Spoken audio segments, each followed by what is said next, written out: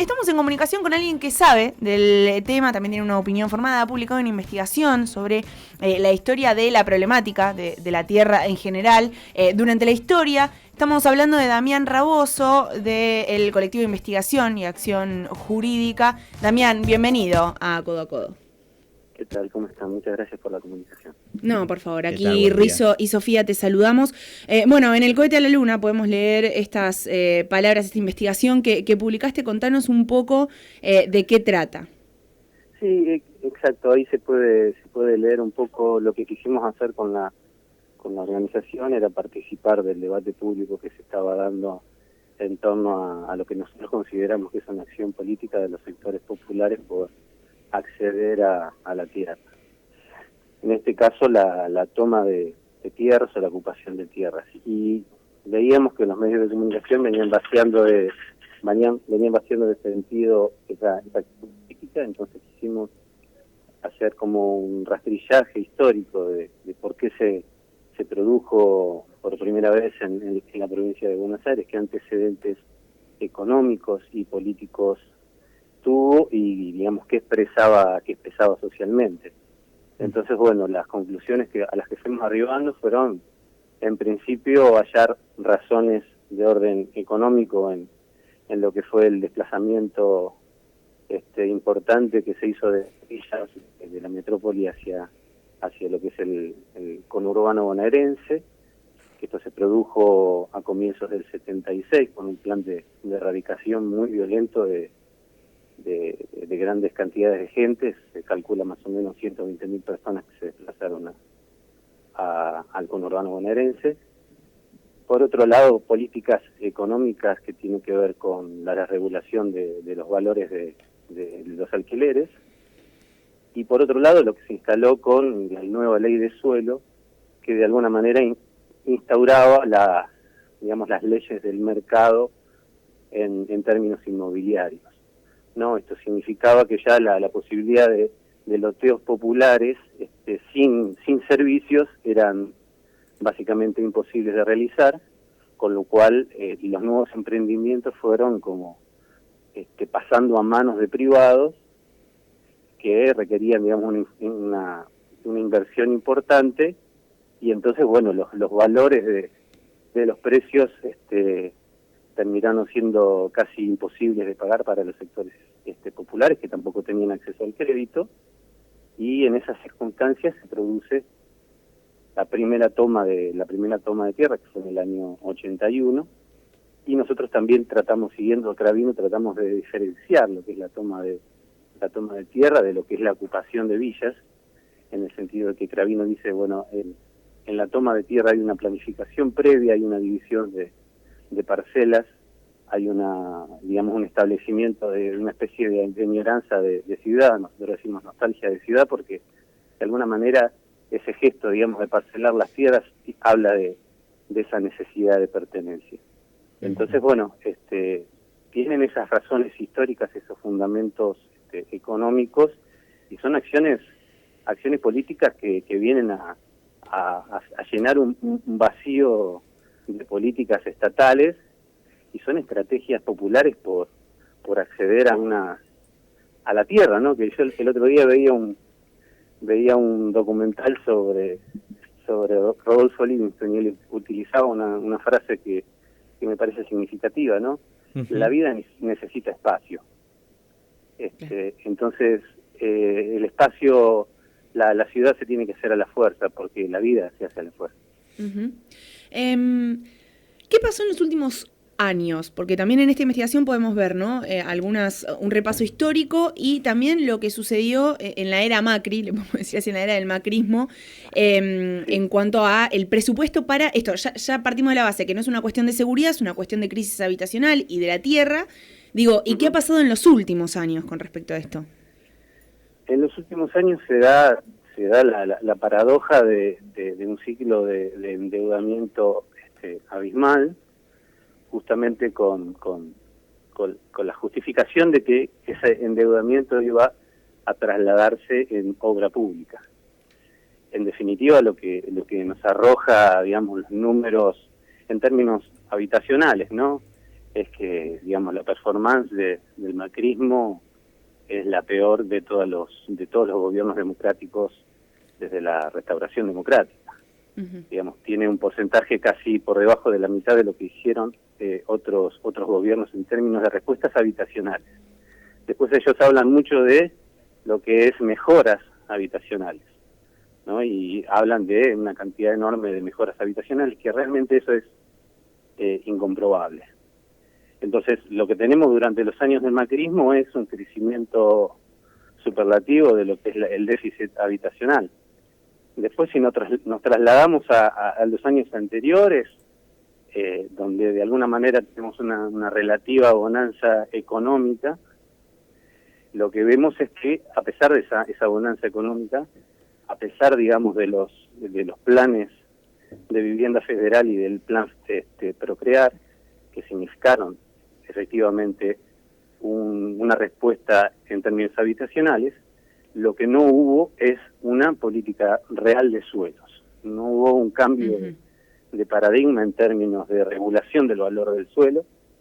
No hubo, digamos, es algo que yo también le reclamo un poco a lo que se está planteando a partir de la presentación del programa de ayer, ¿no? Del plan de viviendas que está estableciendo el gobierno actual de la provincia. No hay una épica, digamos, de construcción de ciudad que tenga que ver con la articulación de la metrópoli con el conurbano. No hay una expansión, digamos, de la ciudad. Ahí sí hay políticas reparadoras en términos habitacionales, pero no hay nada que vaya al núcleo digamos, del problema, ¿no? Ni hablar del control de la especulación inmobiliaria, digamos, que ahí entra otro factor importantísimo y de mucho poder en el mapa. Sin duda, porque ¿qué es lo que sucede? Yo lo decía el otro día en una entrevista, ¿no? En este país, por lo general, lo que suele pasar con los excedentes económicos, a principios de siglo esos excedentes económicos quedaban sedimentados en la construcción de una opulencia de la ciudad, de la metrópoli, ¿no? Y eso se veía en anchas avenidas, parques. Luego, con los años, esos excedentes fueron extranjerizándose. Y, digamos, hay gobiernos progresistas que imponen ciertas restricciones a la extranjerización, digamos, de esos excedentes económicos, pero que no toman decisiones respecto de en qué se convierte esa plata cuando queda en el país. Y esa plata, cuando queda en el país, directamente se traslada a lo que es la estrategia de ocupación territorial, la compra y retención de suelo urbano, a la espera, digamos, de que el Estado realice una traza urbana y que eleve el valor de esas tierras, para después desarrollar emprendimientos inmobiliarios que tienen que ver con construcción de barrios cerrados para una clase elitista y que amplían la segregación de la ciudad. Estamos en comunicación con Damián Raboso del CIAG por la investigación, bueno, que comentábamos ahí en El Cohete de la Luna. Lo pueden buscar, La Tierra, siempre la Tierra. Damián, ayer leía el newsletter de Jabrowski y hablaba más en clave política de una conversación de La Roque con algún referente de izquierda sobre el caso de Guernica, y le decía que el referente le decía al Cuervo: sí, dale la tierra y se termina el problema. Y el Cuervo le respondía: si esto ocurre, me van a ocupar o vamos a tener este conflicto en distintas partes de la provincia de Buenos Aires. Y retomando un poco una de las frases que dijiste, que es muy interesante, que vivir cuesta espacio, necesitamos espacio. Una pregunta muy burda. En relación oferta-demanda, ¿la provincia cuenta con recursos como para poder lograr el hábitat a toda la demanda que se está necesitando en este momento? Bueno, lo que planteaba ayer Kicillof era, digamos, desarrollar un registro de suelo urbano. Esto es una demanda que hace largo que se viene anunciando, pero que nunca termina de cumplirse, ¿no? Es necesario, efectivamente, para tener un diagnóstico de la situación general, es necesario saber con cuánta tierra urbana cuenta la provincia para poder saber en qué tantas partes puede dividirla. Eso, digamos que es necesario y básico. Después lo que vos me planteabas respecto de la situación particular entre el Cuervo y algún representante de organizaciones, es una situación compleja. El gobierno está en lo que en ajedrez se llama surwan, ¿no? Cada movimiento que haga tiene una complejidad y implica de alguna manera perder cierto sector social que apoye esas medidas.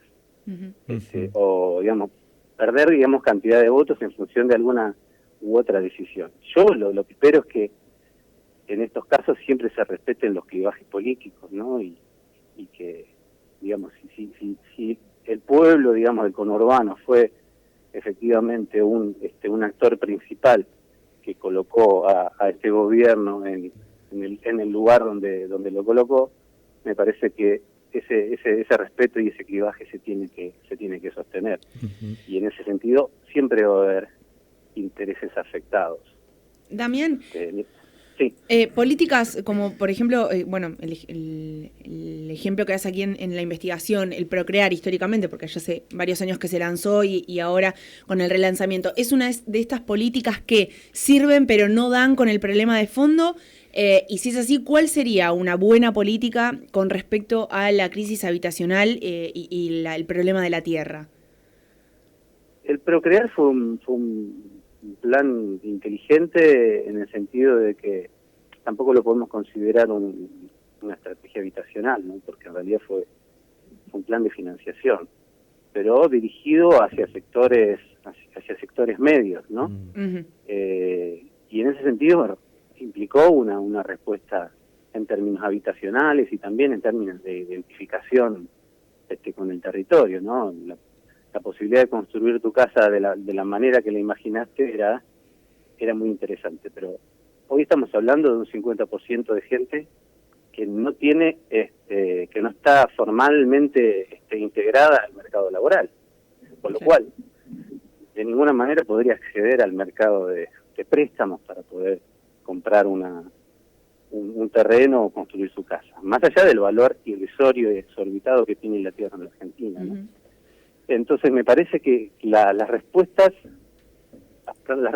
paliativas me parecen interesantes y me parecen que los números que se manejan, que manejó ayer el gobernador, me parece que son una punta de lanza para paliar la situación de emergencia. Pero hay condiciones que son de fondo y que tienen que ver, lo que decíamos hace un rato, ¿no? Que tienen que ver con otorgarle una dimensión social a la tierra. La tierra es un bien escaso y es necesario saber distribuirlo de forma equitativa y social. Y más la tierra que está cercana a la metrópoli, ¿no? Que es la tierra que permite la consustanciación de la vida, ¿no? Que te permite trabajar, que te permite mantenerte cercano a tus afectos. Entonces, la tierra es poca y, en definitiva, yo creo que hay que afectar algunos intereses, hay que ponerle coto al desarrollo segregacional de los barrios privados, hay que construir políticas que limiten la acumulación y la retención, digamos, de tierras para la especulación inmobiliaria. Habría que poner una ley que imponga, imagino, no sé, algún costo económico progresivo para aquel que retenga durante varios años las tierras. Había un proyecto de la entonces diputada Raberta, que hoy ocupa el ANSES, que justamente trataba esto. En el 2015 fue el proyecto. Me parece que una ley que contrarreste la ociosidad de la tierra podría llegar a ofrecer, podría llevar a que los que están acaparando esas tierras vean una lógica de rentabilidad menor y las ofrezcan para la construcción de hábitat social. Pero bueno, me parece que ese conjunto de medidas más de fondo son las necesarias para imaginar de acá a unos años que la situación puede cambiar. Damián, te queremos agradecer muchísimo tu tiempo para Radio Estación Sur, ha sido muy amable. No hay por qué. Que tenga un buen día. Ustedes la comunicación. Hasta luego. Damián Ramos, integrante del colectivo Investigación y Acción Jurídica, en este caso publica una investigación sobre la problemática de la tierra y la ocupación, pero a nivel histórico, ¿no? No solamente de lo que hoy está en agenda, sino de cómo llegamos hasta acá y por qué estamos viviendo lo que estamos viviendo. Ayer hablábamos con una de las abogadas que patrocina a las familias que están ocupando allí las tierras en Guernica. Uh-huh. Hay que ver cómo sigue todo esto, pero lo cierto es que las tomas no son un tema de ahora, que surjan ahora, sino que hace muchísimo tiempo que si bien no estaban en agenda, existían, y una problemática que, como bien nos decía Damián, viene de antaño.